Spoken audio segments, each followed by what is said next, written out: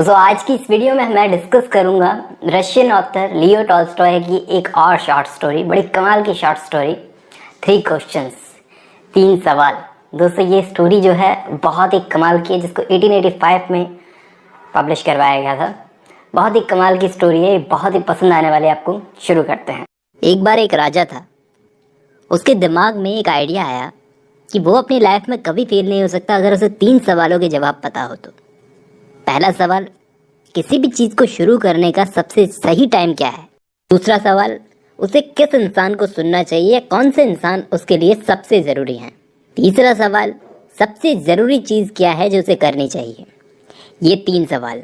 तो राजा ने अपने मैसेंजर्स को पूरे स्टेट में भेज दिया कि भाई मैं बहुत पैसा दूंगा, तुम बस ये बताओ कि इन 3 सवालों के जवाब क्या हैं। अब बहुत सारे समझदार लोग आए राजा के पास में, लेकिन सब ने अलग अलग जवाब दिया। पहले सवाल का जवाब जो उन्होंने पूछा था कि सही टाइम क्या है किसी चीज़ को शुरू करने का, तो उन लोगों ने जवाब दिया कि आप एक टाइम टेबल बना लो ना, उस टाइम टेबल को स्ट्रिक्टली फॉलो करो, उससे क्या होगा, आप अपने सारे काम प्रॉपरली टाइम पर कर पाओगे। तो इस चीज़ का भी कुछ लोगों ने तोड़ निकाल दिया कि ये कैसे पॉसिबल है। अब कैसे इंसान पता लगाए कि किसी चीज़ को शुरू करने का सही टाइम क्या है, ये तो पॉसिबल ही नहीं है। अब राजा सबकी बातें सुन रहा था। कुछ लोगों ने एडवाइस दी कि बेकार की चीज़ों में अपना टाइम वेस्ट मत करो, सही टाइम पर काम करो और सही सबसे ज़रूरी काम करो। तो कुछ लोगों ने सलाह दी कि समझदारों की एक काउंसिल बैठा लो, एक ग्रुप बैठा लो, उनसे सलाह लो प्रॉपरली टाइम पर कौन सा काम करें, क्योंकि एक आदमी तो कैसे बताए, एक पूरी टीम रखो अपने पास। लेकिन फिर कुछ लोग बोले कुछ ऐसे काम भी होते हैं जो अर्जेंट करने पड़ते हैं, जिसमें अर्जेंट एक्शंस लेने पड़ते हैं। जैसे अगर तुम्हारे राज्य पर अटैक हो गया तो उस टाइम पर काउंसिल से थोड़ी पूछते बैठेंगे, इतना टाइम वेस्ट थोड़ी करेंगे। तो सॉल्यूशन क्या है।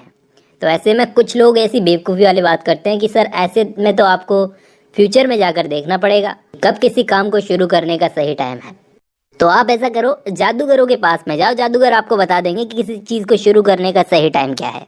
अब ये मिले पहले सवाल के जवाब। अब दूसरा सवाल क्या था, मुझे किन किन लोगों को सुनना चाहिए या कौन से लोग मेरे लिए ज़रूरी हैं।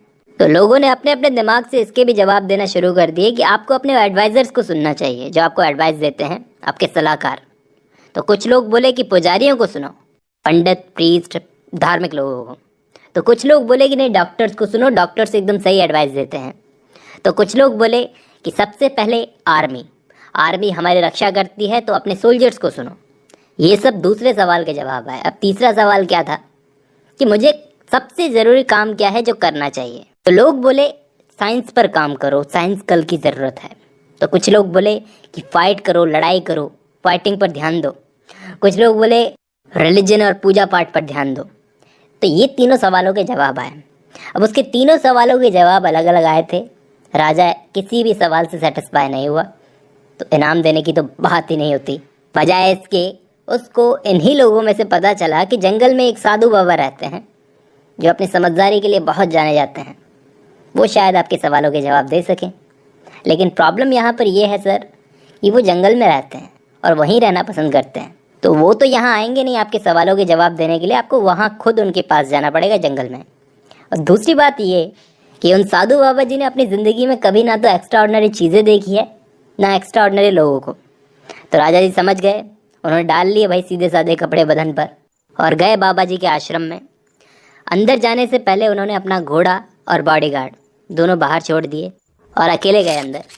तो अंदर जाके उन्होंने देखा कि बाबा जी अपनी झोपड़ी के सामने गड्ढा खोद रहे थे।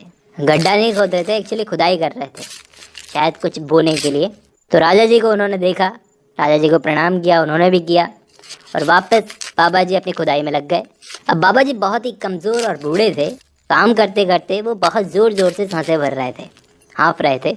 तो राजा जी बाबा जी के पास में गए और डायरेक्टली उन्होंने बाबा जी से अपने सवाल पूछ डाले कि मैं आपकी समझदारी की तारीफ सुनकर यहाँ पर आया हूँ, प्लीज़ मेरे 3 क्वेश्चंस का जवाब दीजिए। पहला, किसी चीज़ को शुरू करने का सही टाइम क्या है, कैसे पता चले। दूसरा, किन लोगों को मुझे सुनना चाहिए, कौन से लोग मेरे लिए सबसे ज़्यादा ज़रूरी हैं, किन लोगों की मुझे सबसे ज़्यादा ज़रूरत है। और तीसरा सवाल, सबसे ज़रूरी काम क्या है जो मुझे करना चाहिए। बाबा जी राजा जी की सारी बात सुन रहे थे, लेकिन बोले कुछ नहीं, अपने खुदाई में लगे रहे। खुदाई करते करते बहुत थक गए थे।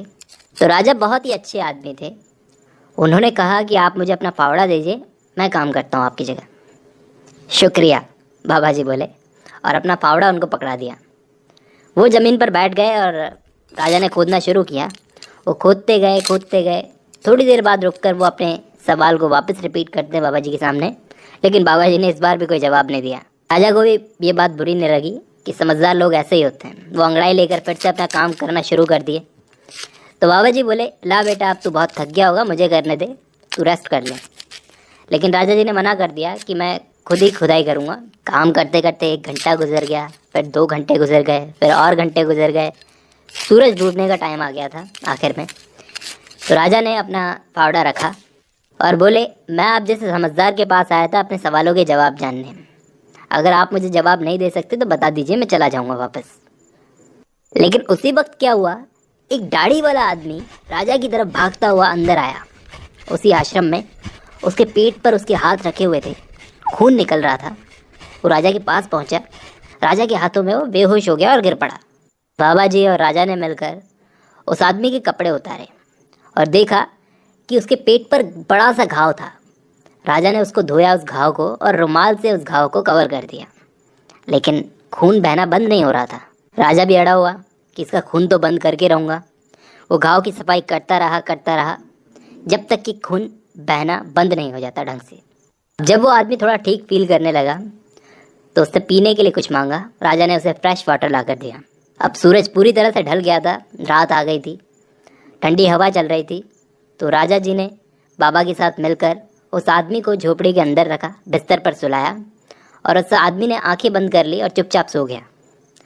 अब राजा भी पूरा दिन काम करके थक गया था, तो वो भी ज़मीन पर लेट गए और सो गए। अब सुबह जब आँख खुली तो राजा हैरान कि ये मैं कहाँ हूँ। वो देखने लगा ऐसे इधर उधर कि कहाँ आ गया। फिर उसे याद आया कि मैं तो बाबा की झोपड़ी में हूँ, यहीं सो गया था रात को। मुझे माफ़ कर दीजिए। ये आवाज़ कहाँ से आई? वो दाढ़ी वाला आदमी राजा के पास ही बैठा था, उसके जागने का वेट कर रहा था। लेकिन मैं तो तुमको जानता भी नहीं, तुम मुझसे माफ़ी क्यों मांग रहे हो? राजा ने उससे पूछा। आप मुझे नहीं जानते, लेकिन मैं आपको जानता हूँ। दरअसल मैं आपका दुश्मन था, आपसे बदला लेने आया था, क्योंकि मेरे भाई को आपने डेथ सेंटेंस सुना दिया था और मेरी प्रॉपर्टी भी जब्त कर ली थी। मुझे पता चला कि आप यहाँ बाबा के आश्रम में आ रहे हो और अकेले आ रहे हो, तो मैंने आपको यहीं मारने का प्लान बनाया था। आपका बाहर वेट कर रहा था झाड़ियों में छुप कर, लेकिन जब आप बहुत देर तक आए नहीं, पूरा दिन गुजर गया, मैं छुपता छुपता थक गया। जब बाहर निकला तो आपके बॉडीगार्ड ने मुझे देख लिया और मारकर घायल कर दिया। मैं उससे बचकर अंदर आया। उस वक्त मैं बहुत बुरी हालत में था, शायद मर भी जाता। उस वक्त आपने मेरे जख्मों को ठीक किया। मैंने आपको मारना चाहा और आपने मेरी जान बचाई। मैं आपको मारने ज़रूर आया था, लेकिन अब ये मेरी ज़िंदगी आपकी है। मैं आपका फेथफुल सर्वेंट बनकर रहूँगा। मेरे बच्चे भी ऐसा ही करेंगे। मुझे माफ़ कर दीजिए बस।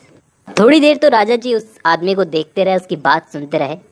फिर वो बड़े खुश हुए कि उनका दुश्मन उनका दोस्त बन गया। तो उस आदमी से उन्होंने प्रॉमिस किया कि मैं तुम्हारे जख्मों को ठीक करने के लिए बढ़िया डॉक्टर्स भेजूँगा और तुम्हारी जो प्रॉपर्टी है उसको मैं वापस लौटा दूँगा। अब उस घायल आदमी को गुड बाय कहकर राजा जी झोंपड़ी से बाहर आए, और बाहर आने से पहले वो बाबा जी को यहाँ वहाँ ढूंढने लगे। और जाने से पहले एक आखिरी बार वो बाबा जी से वो सवाल फिर से पूछना चाहते थे। शायद इस बार बाबा जी उनके सवालों के जवाब दे दें। तो बाबा जी तो घुटनों पर बैठे कल अपनी खुदाई की हुई जगहों पर बीज बो रहे थे। राजा जी उनके पास जाकर बोले, बाबा जी मैं जा रहा हूँ, लेकिन एक आखिरी बार एक उम्मीद कर रहा हूँ कि आप मेरे सवालों के जवाब देंगे। बाबा जी बोले, लेकिन तुम्हें तो अपने जवाब पहले ही मिल चुके हैं बेटा। जवाब मिल गए?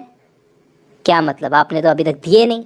तो बाबा जी बोले कि तुमने देखा नहीं कि अगर तुम कल मेरे पास मेरे इस कमज़ोर शरीर पर दया दिखाकर मेरे लिए खुदाई ना करते तो तुम यहाँ से चले जाते, वो आदमी तुम पर अटैक करके तुमको मार देता।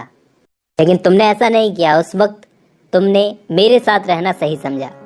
जो ज़रूरी टाइम तुम्हारे लिए उस वक्त था वो था जब तुम खुदाई कर रहे थे।